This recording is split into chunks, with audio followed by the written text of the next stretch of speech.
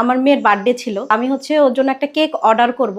গেছিলাম দোকানে, যাওয়ার পরে আমি বললাম যে ভাই দুইটা কেক দেখাই বলছে, একটা কেকের একটু নিচের সাইড আর আরেকটা কেকের উপরের সাইড, দুইটা ডিজাইন একসাথে করে আমাকে একটা কেক বানিয়ে দিবেন। বাট ওনারা আমাকে বললো যে আপনার যেভাবে আছে ওইভাবেই নিতে হবে, আমরা কোনো ডেকোরেশন আপনার পছন্দ মতো করে দিতে পারবো না। হ্যাঁ হ্যাঁ, রাগ তো অবশ্যই হয়েছে।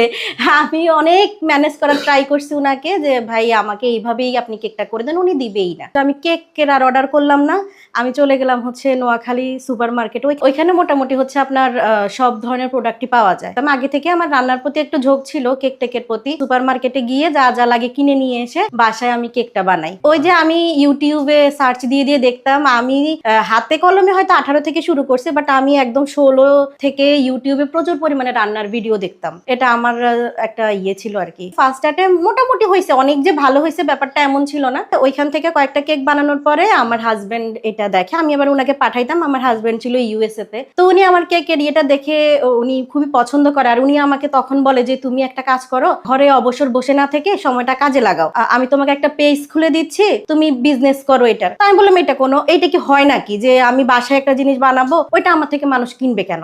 উনি বললো হ্যাঁ, আমি এখানে থাকি তো আমি অনেকেই দেখছি, অনেকে এরকম বাসায় বসে বসে কেকের বিজনেস করে। তখন আবার আমার এইগুলোর এত একটা জ্ঞান ছিল না। পরে উনি আমাকে পেজ খুলে দিল ওনার পছন্দের নাম দিয়ে। আমার পেজের নামটা হচ্ছে কেক ফেয়ার। উনি ওইটা দিয়ে পেজ খুলে আমাকে হঠাৎ করে বলতেছে দেখ তোর জন্য একটা পেজ খুলে ফেলছি, এখন যে কেক গুলো আগে বানাইছো ওই কেক গুলো ছবি দিতে থাকলাম। পরে হ্যাঁ, আমার একদম ইচ্ছা ছিল না।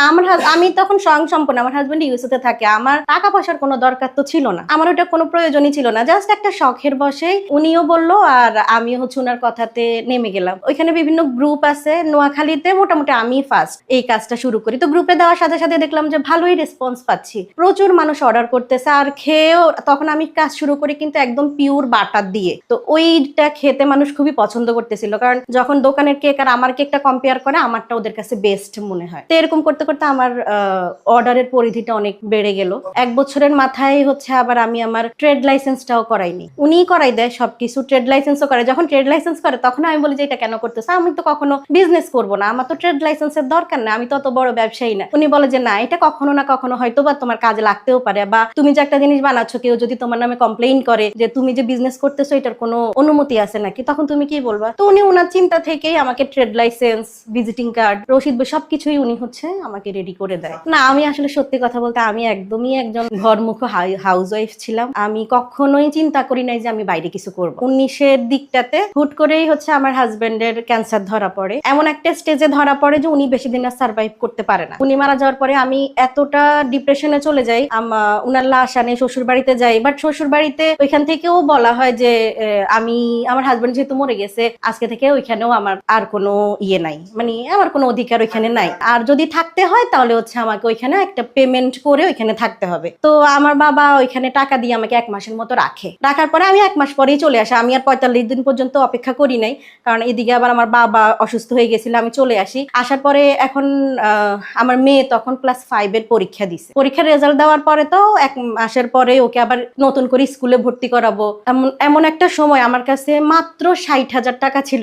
আমার হাজবেন্ড মারা যাওয়ার আগে যে টাকাগুলো দিছিল সংসার খরচের জন্য, আমি জাস্ট ওইখান থেকে 60,000 টাকা এটা এমনি জমাইছিলাম শখের বসে। ওই সময়টাতে আমি খুবই ভালো একটা লাইফ লিড করতেছিলাম। টাকা পয়সার অভাব কি কাকে বলে ওইটা আমি দেখি না। আমি প্রচুর শপিং করা, প্রচুর রেস্টুরেন্টে খাওয়া দাওয়া, ঘোরাফেরা, আমাদের লাইফটা তখন ছিল বিন্দাস। সেই যে টাকা পয়সা নিয়ে যে একটা টেনশন করা, ওই জিনিসটা আমার লাইফে ছিল না। কিন্তু উনি মারা যাওয়ার পরে হঠাৎ করেই এমন একটা প্রেশার আমার উপরে পড়লো, আমি মানে টাকাটা কই পাবো ওইটা চিন্তা করেই হচ্ছে আমার 3 মাস কেটে যায়। আমি ওই যে জমা 60,000 টাকা ছিল, ওই 60,000 টাকা দিয়ে আমার 3 মাসের মতো আমি কাটাইতে পারি। কিন্তু এরপরে আমি কি করব? পরে আমি তো আগে থেকেই ছোটখাটো ওই বিজনেসটা চালাইতাম, ওইটা আমার জাস্ট একটা শখ ছিল, আমি ওইটা কখনো প্রফেশন হিসেবে নিব ওইটা আমার চিন্তায়ও ছিল না। পরে আমার মা, আমার বোন আমাকে আবার বললো যে না, তুমি কাজটা আবার শুরু করো, তোমার বাচ্চার খরচ আছে। হ্যাঁ, হয়তোবা বাসায় থাকলে আমরা তোমাকে একটু খাওয়াইতে পারবো, কিন্তু তোমার যে আদার্স খরচগুলা ওইগুলা তো আর আমরা চালাইতে পারবো না। পরে আমি আবার হচ্ছে ওদের কথায় আবার বিজনেসটা শুরু করি।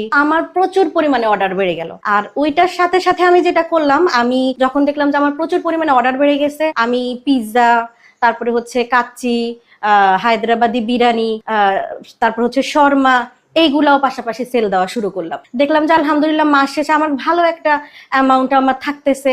আমি আমার প্রায় 30-এর মতো একটা অ্যামাউন্ট আমার থাকতেছে। নোয়াখালী যুব উন্নয়ন ট্রেনিং সেন্টারে আমাকে গেস্ট টিচার হিসেবে ওরা ওইখানে ডাকে, কারণ যুব উন্নয়নে কখনো কিন্তু ফুডের উপরে কখনো কোনো কাজ করা হয় নাই।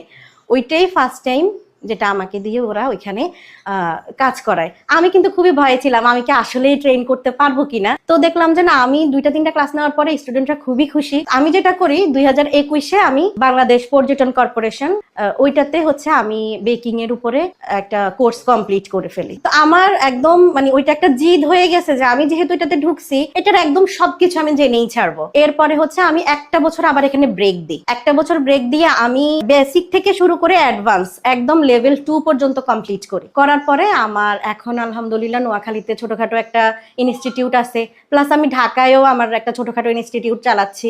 আর পাশাপাশি তো আমার আগের মতো অর্ডার গুলো আছেই। আর আলহামদুলিল্লাহ এখন আমি একজন স্বাবলম্বী নারী। আমার হাজবেন্ড আসলে নিজের হাতে ধরেই হচ্ছে আমাকে একটা গতি দেখাই দিছে। মানুষ চিন্তা করে যে আমার হাজবেন্ড যাওয়ার আগে আমাকে টাকা পয়সা দিয়ে বা ফ্ল্যাট বাড়ি গাড়ি করে দিয়ে আমাকে স্বাবলম্বী করে যাক।